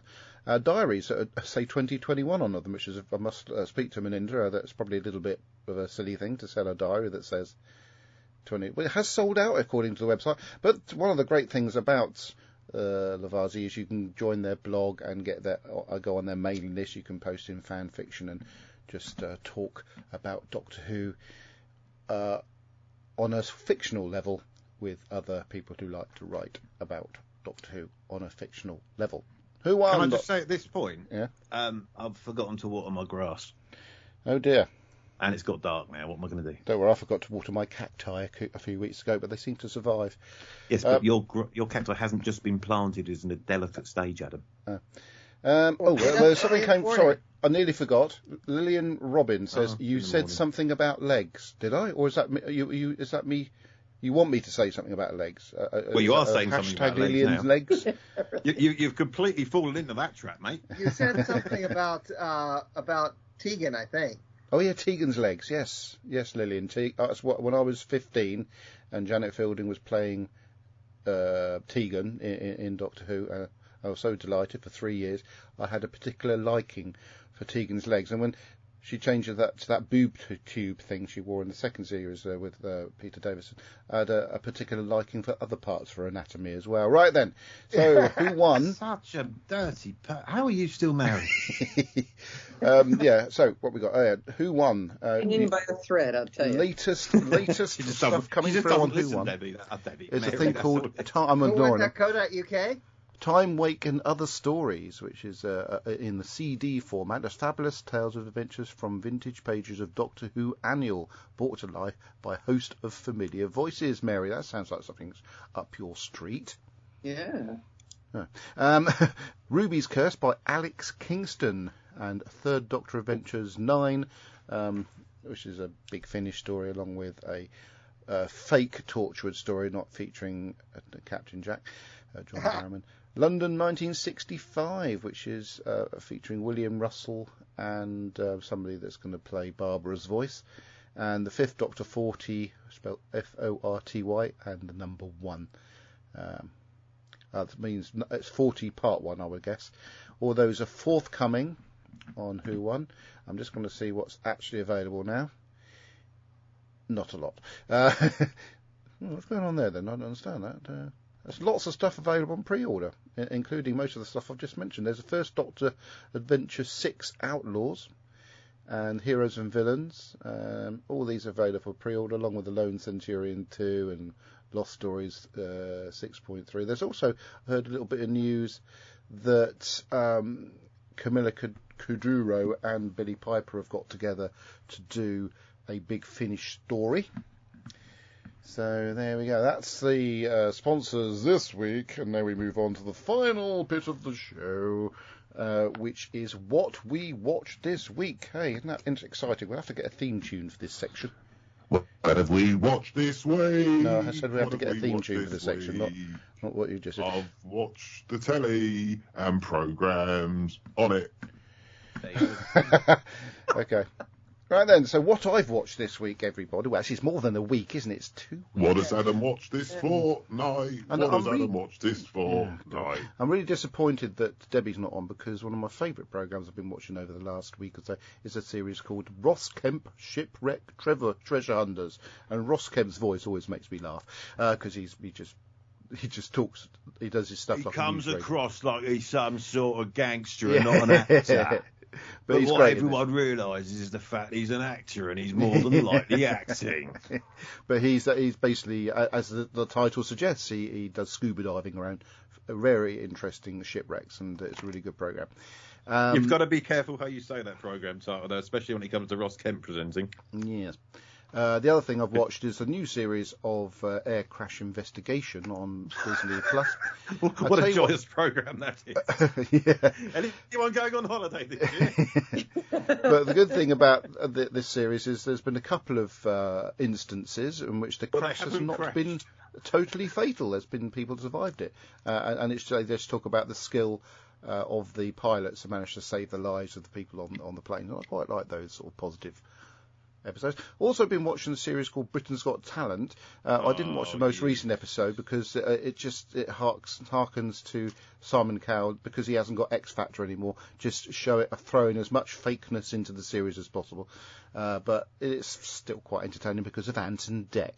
The other series we're watching? No. Yeah, Ant and Dec are the only good thing about that programme. That's what I just bloody said. No, you didn't. You said it's quite entertaining. Because of Ant and Dec. Well, yes, but all I heard was the words "quite entertaining," which means you like Britain's Got Talent. You weren't listening. That's what you heard as well, Debbie. Debbie. Funny thing is, I was going for Kirby. Another series we've been watching, as I alluded to earlier in the show, is Moon Knight. It's on Disney Plus via the Marvel MCU. It's absolutely superb series. If you don't get a chance to watch it, you're going to miss out because it's so good.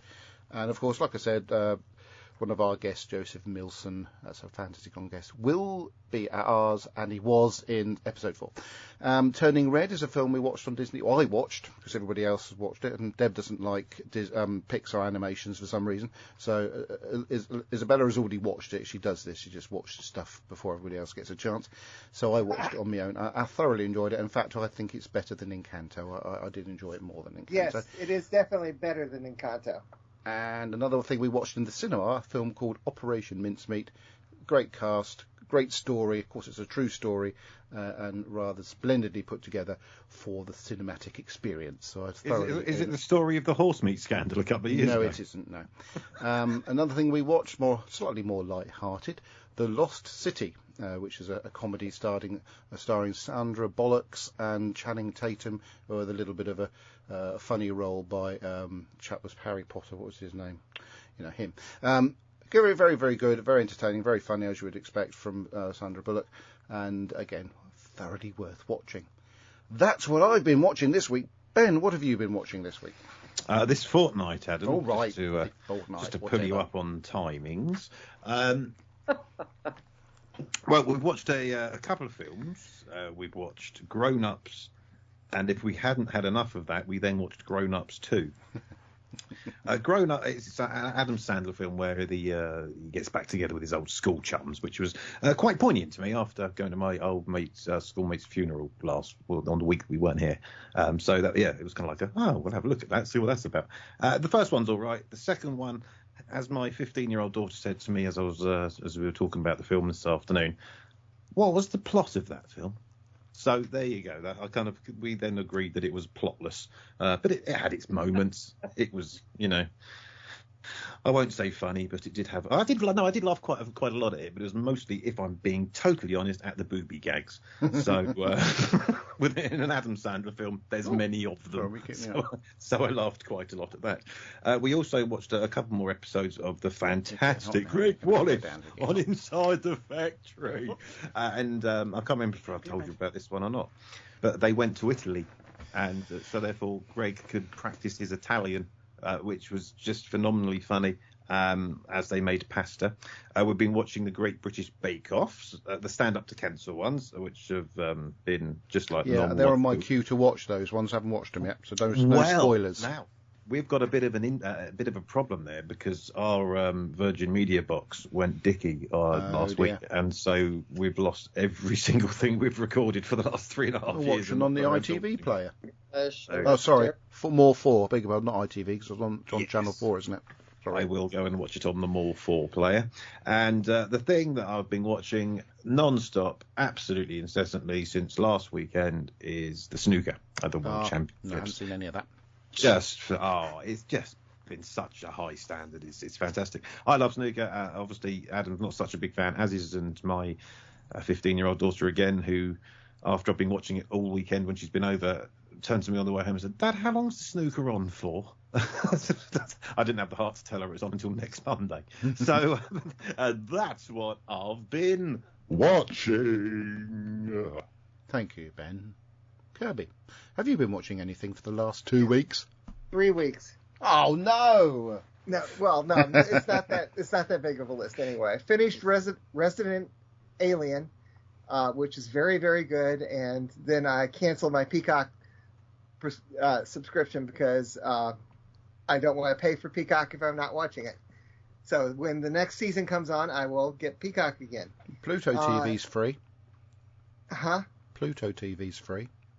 Don't tell me you don't get that. Let's see. I plan to start watching the new West Side Story, so I watched the old West Side Story, which I hadn't seen in met a girl named Maria. Which is strange because I'm sat here by myself and there's no one. A girl called Maria just walked into my studio. Watched a couple of Star Trek, the animated series with Fred. That's really good. She wants to keep watching them, and I watched the 2 best ones with her. I told her, you go off and watch the rest of these yourself because the animation is horrible. I've got to say, Kirby, it's quite amusing. I know you're talking about your daughter, but every time you say Fred, I think you're talking about the crap Man United midfielder. And I think he's been playing quite well recently, Ben. Why is he? I didn't even know he was your mate. I call her Fred because she wanted to be incognito, so I created the name Fred out of thin air. No. Yes. Romana said that she wanted to be called Fred when she first introduced herself. Yeah, remember? I know. I said that, so I said Fred, and she said, "Yeah, Fred." She said, "I've got the recording somewhere in the archives of the 20 Megabyte podcast." Yes. Let's see. So we watched the More Tribbles, More Troubles, and Yesteryear, and then we started to watch 2 nights ago The Wrath of Khan. I skipped Motionless Picture. Did any Man United squad there, or was it just Fred? Bruno Fernandes turn up? And Khan before? Well, he hasn't for the last 6 months. She's never seen any of Star Trek before. Okay. I'm running her through as much Star Trek as possible. Although I told her if she wants to go back and watch the Motionless Picture, we'll do it some other time. It's not worth sitting through. I'm trying to get her up to Next Generation. So we watched about half of the Wrath of Khan, but she liked it, but she got too tired and was going to fall asleep. So we may continue that tonight. That's it. Oh, well, thank you very much. Well, before we move on to the main event, I forgot to mention that Deb was asking me what I'd like for my birthday, and what I'd like to have for my birthday is a ticket to a convention in London called Destination Star Trek, because not only have they obviously built this, well, say obviously you won't know until I tell you, the classic bridge set. You can have a picture taken with William Shatner on the classic bridge set. So I'd like to go to that on the off chance that William Shatner, goes, because he is supposed to go. You never know with these actors and stuff, but in the chance he does go and I get a chance to meet William Shatner before it's too late. So that's what I'd like for my birthday. I don't know how much he's traveling anymore. He's not in good health. Yeah, but the guest list is quite good, Mary. William Shatner, Robert Duncan McNeil, Ethan Phillips, Robert Picardo, another one of my favourite Star Trek actors. Yes. Doug Jones. Picardo. Yes. Doug Just Jones. easily make it go instead of make it so. Doug Jones, who plays Saru in Star Trek Discovery, which I need to catch up on, and Roxanne Dawson, and Tim Russ.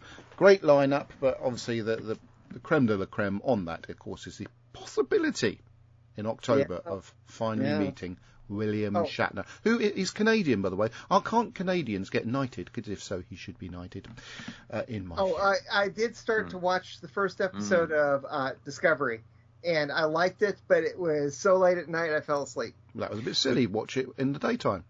Before we go on to what Mary's been doing, I've also been listening to the greatest hits of the Police, which was re-released on 180-gram heavyweight vinyl, which I bought, which is just phenomenally good. Hence the Roxanne mentioned a minute ago. Anyway, is it Mary's turn to tell us what Not quite. she's been doing? It will be after I said what Alan said. He said, okay. I don't use many peacocks either, and if I needed one, there is one that lives on the other side of the river, so no need to have a subscription. And Billy Kirkbright, here we go, Kirby. Can you see what Billy says? You can do your Billy Kirkbright impression. Shall I feed you the line? Shall I feed you the line? Right, I'm going to feed Kirby the line. He says Journey's End was naff. So if you could do that in your best Billy Kirkbright. Here we go. Journey's End was naff. Pardon? No, you see, you're doing it all wrong when you want to be Billy Kirkbright. You've got to speak like... Me and Billy had a talk a couple of weeks ago about going down pit. It was great fun. I love Billy. But I'm not quite looking forward to seeing Billy, because he did say that he'd come to the FancyCon 2, which of course is on November the 5th. So I'm looking forward to Billy travelling from Australia to... Oh, God, that's really annoying, because that means I've got to go. Billy's coming over. I've got to come over. If he's making the effort to come from Australia, I can't not come. Alan T. Butcher comes up with a good point, though, Ben. He says, William Shatner doesn't travel. He just went to space a few months ago. That's very true. Yep, 15 minutes.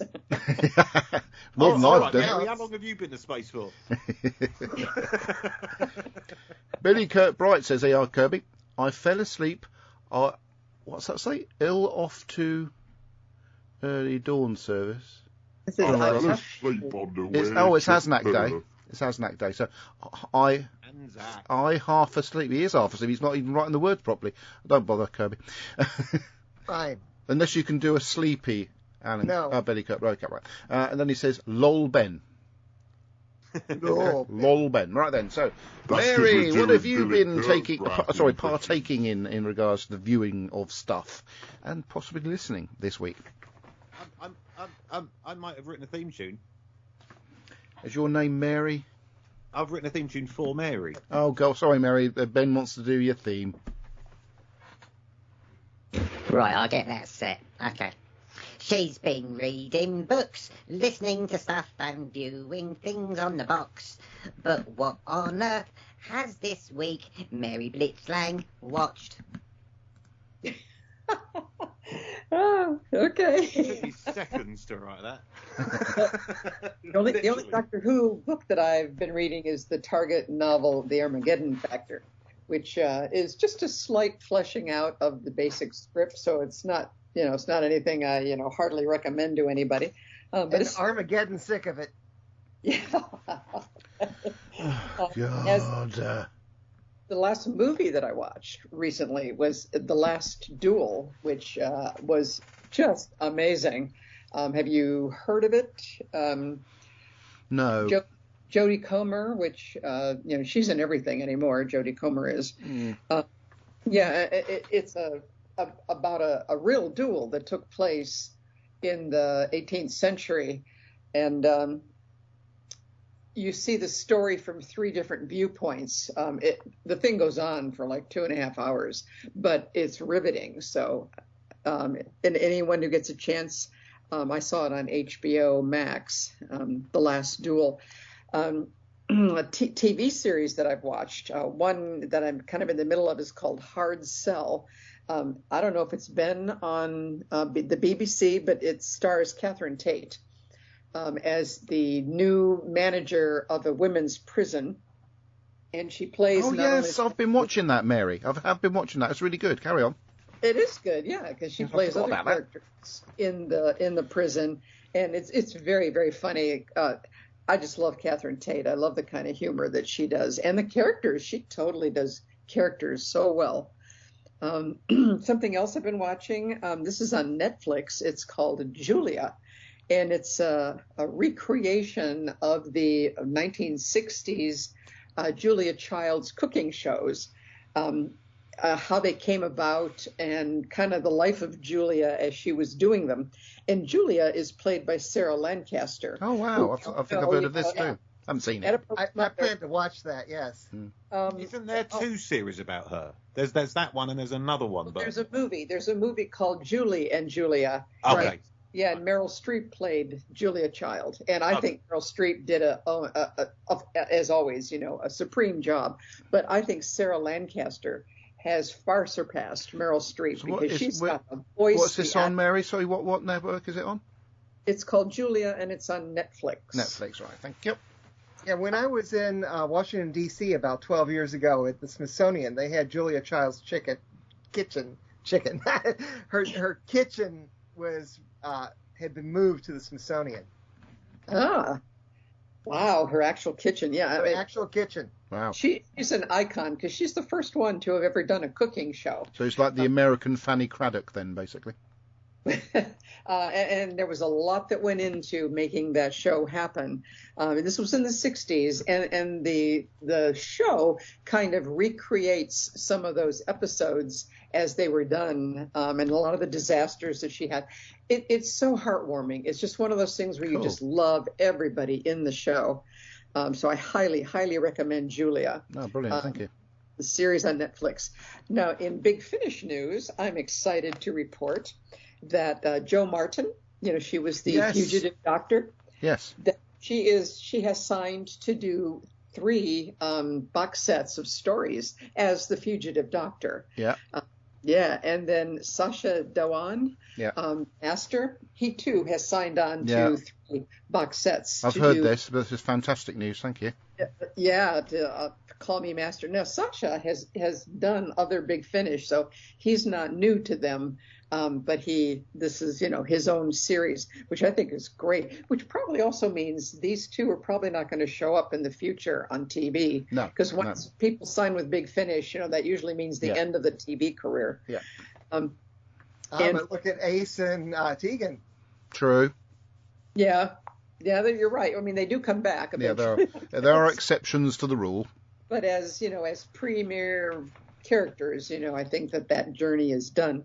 Now, for people who are Billie Piper fans, one of the things that was mentioned in this last episode was the dimension canon, which is how she was able to travel from the other dimension into the reality that we saw her in. Yeah.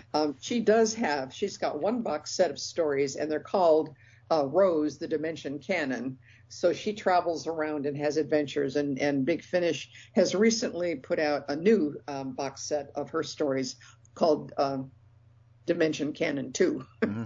And that's the one that Camille Kaduri is in with her. Yeah. So people who are those fans can get more Billy Piper if they want it. Thank you, Mary. Fantastic. Thank you very much. This feature works so well on this show, doesn't it, Ben? I think so. The thing is, though, I've got a thought. I've just been sitting here thinking, how do Ace and Tegan end up together? Why wouldn't they be? It's a science fiction fantasy TV program. Yeah, but also, Yes, but what's the story behind well, it? that's How- when you watch the final 13th Doctor story. That's when they will probably tell you how they ended up there. You know what they're really going to be missing, though, because of the bitchiness of the BBC, is not having John Barrowman in. After bringing him back, bringing Captain Jack back, and on continuing that sort of continuing the continuity of having him back in Doctor Who, and then just brushing it away as if it never happened. It would have been fab to have had him as well. He might have, but he stamped out that sort of romantic connection between the Doctor and Yaz. But there you go. But actually, if you noticed, though, when in the scene where she's being disintegrated, not regenerated, apparently. He's regenerating. Yeah, okay. That she shouts out Yaz as she's looking all glowy. Maybe the 80s pop star had just turned up, started singing the Only Way Back. That is a great answer. Probably wrong, though. I doubt it. Alan T. Butcher says, as we wind the show up, I've watched a lot of Upstairs Downstairs in which Chunky Gilmore and Sarah Kingdom met the Master and Arak from Metebelis 3 just appeared for the first time. He will become a footman. I guess typical Alan T. Butcher comment there, wasn't it? Right then, so next time He will become a Tory. Yes, thank you. Next time, in 2 weeks' time, because I've got to film a show in Southsea, we will be moving on to the Tennant. Yes, all right. The Tennant specials, starting with Vilile Shabalala. Oh, well, I said it right the first time. Vilile Shabalala's wonderful Rosita, as she plays in the next Doctor. She's lovely. Yeah, she's lovely. The best TARDIS acronym that I know of: Tethered Aerial Release, Designed in Style. Do you know, talking about us saying about Valile being lovely, I was looking through the agent that I deal with between me and her when he was recommending her to the convention, and his first comment was, "I've got Valile Shalabalala, who is in the next Doctor. Oh, she's lovely, by the way." Very accurate statement. Well, he wasn't wrong. No, he wasn't. The only thing, she kept disappearing for cigarettes, but we all have to have our vices, don't we? But yeah, so that's it for the show this time, and thanks for everybody for taking part. Please continue to send in your feedback and stuff by the usual means, and if you are a member of the 20 Megabyte Doctor Who Podcast Facebook group, which you can join, it is becoming private and will be so by the next time we record. So only people that are being recommended by other members or new people who find us via the means of search will be allowed in, because I haven't got that thing about questions. So you might be grilled as to whether you are a genuine Doctor Who fan or not before you're allowed in. So very exclusive, almost like a Masonic group of people. That's it then. So until then, goodbye. Goodbye, Fancy Pants. Bye. There's a place for us. Well,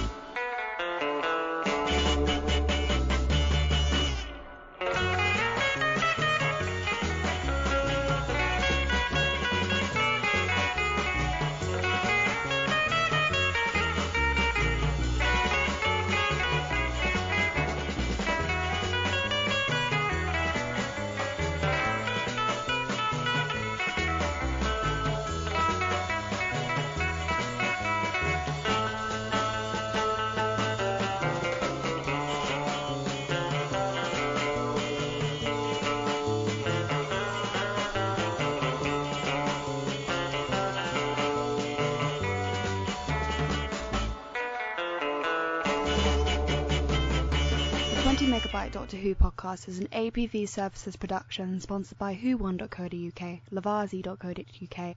We are a proud member of the Doctor Who Podcast Alliance. Doctor Who is a trademark of the BBC. No copyright infringement intended.